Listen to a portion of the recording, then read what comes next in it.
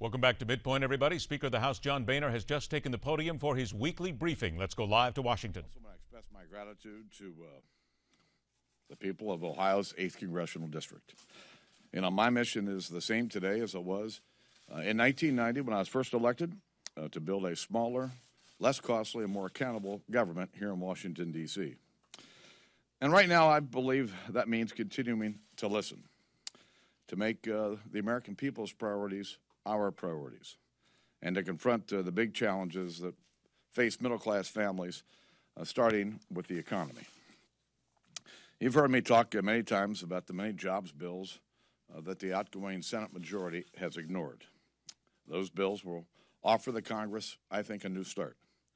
We can act on the Keystone Pipeline, restore the 40-hour work week that was gutted by Obamacare, and pass the Hire More Heroes Act that would encourage our businesses to hire more of our veterans. And again, this is just a start. I've been going around the country outlining my own personal vision for how we can reset America's economic foundation.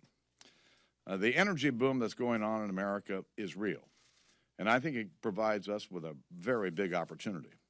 But to maximize that opportunity, I believe that we need to do 5 things, and that is fix our broken tax code, address the debt that's hurting our economy and imprisoning the future of our kids and grandkids, reform our legal system, reshape our regulatory policy to make bureaucrats more accountable, and give parents more choices in a system that isn't educating enough of America's children. Now, finding common grounds can be hard work, but it'll be even harder if the president isn't willing to work with us. Yesterday, we heard him say that he may double down on his go-it-alone approach. Listen, I've told the president before, he needs to put politics aside and rebuild trust. And rebuilding trust not only with the American people, but with the American people's representatives here in the United States Congress. This is the best way to deliver solutions, to get the economy going again, and to keep the American dream alive and well. This will be the focus of our new majority, and I'm eager to get to work. Mr. Speaker, if the president moves forward on immigration, acts alone on immigration, is that going to poison the well for any type of cooperation between this new Republican majority and the White House? So, you've all heard me say, starting 2 years ago yesterday, that our immigration system is broken and it needs to be fixed. But I've made clear to the president that if he acts unilaterally on his own, outside of his authority, he will poison the well, and there will be no chance for immigration reform moving in this Congress. It's as simple as that. Mr. Speaker, you mentioned Obamacare, the 40-hour work week. The second paragraph of your op-ed with Mitch McConnell in the Wall Street Journal talked about Obamacare. How do you walk this balance without getting sucked back into that being the predominant issue of the Congress? Or is it the predominant issue when you have new freshmen coming in who have never had the chance to vote no on Obamacare, vote to repeal Obamacare, and try to tweak this in some way or go for a full repeal? Obamacare is hurting our economy. It's hurting middle-class families, and it's hurting the ability for employers to create more jobs. And so the House, I'm sure, at some point next year, will move to repeal Obamacare because it should be repealed and it should be replaced with common sense reforms that respect the doctor-patient relationship. Now, whether that can pass the Senate, I don't know. But I know in the House it'll pass. But we're going to pass it. But that doesn't mean that we shouldn't do other things. There are bipartisan bills that have passed the House, sitting in the Senate, that would, in fact, make changes to Obamacare. You know, there's a bipartisan majority in the House and Senate for repealing the medical device tax. I think there's a bipartisan majority in the House and Senate for getting rid of the IPAB, the Independent Payment Advisory Board, the rationing board in Obamacare. How about the individual mandate? There are a lot of Democrats and Republicans who believe this is unfair. Just because we may not be able to get everything we want doesn't mean that we shouldn't try to get what we can.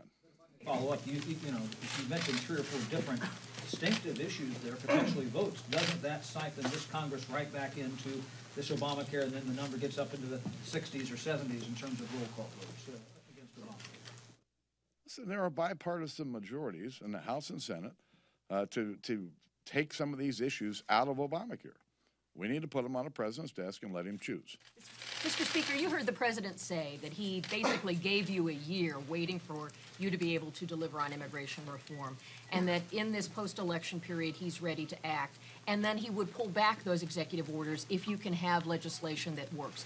Could that be a catalyst for you to actually get something done?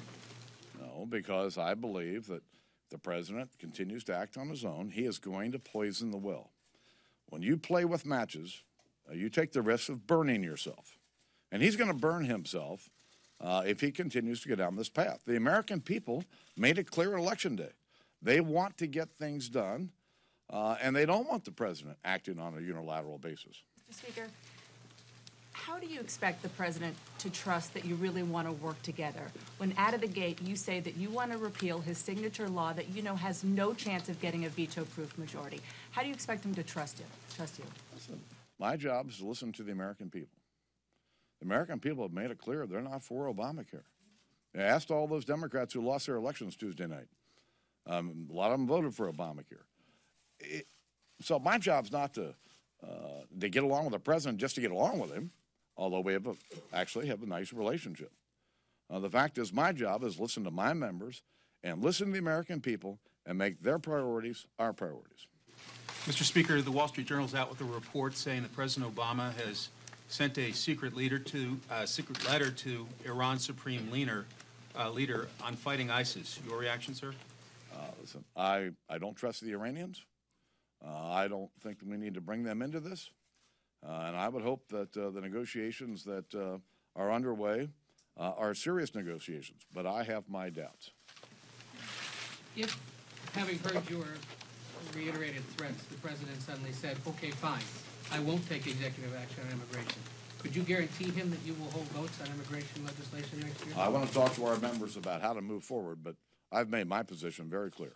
It is time for the Congress of the United States to deal with a very difficult issue in our society. This immigration issue has become a political football over the last 10 years or more. It's just time to deal with it. Can your party's presidential nominee afford to run? All right, much of what we have heard from Speaker of the House John Boehner are things that we have heard before. There's a lot of cliches being tossed about here, but this is his first opportunity to address what President Obama said after the midterm elections. Just a couple of quick highlights here. With regard to the immigration executive order, according to Speaker Boehner, the president will poison the well if he goes ahead with this. There will be no chance then for repeal or reform, I should say, moving ahead with this Congress. So basically, John Boehner has said that if the president throws down the gauntlet on executive orders, the well is poisoned, it's all over. He has said that, and again, here was another cliche that he dropped, you play with matches, you take the chance of burning yourself, and the president will burn himself, talking once again about the immigration debate and the executive order as well. He did say we will put bipartisan bills on the president's desk and let him choose. The gauntlets are being thrown in Washington as we speak. Stay tuned. This is MidPoint, where we question everything.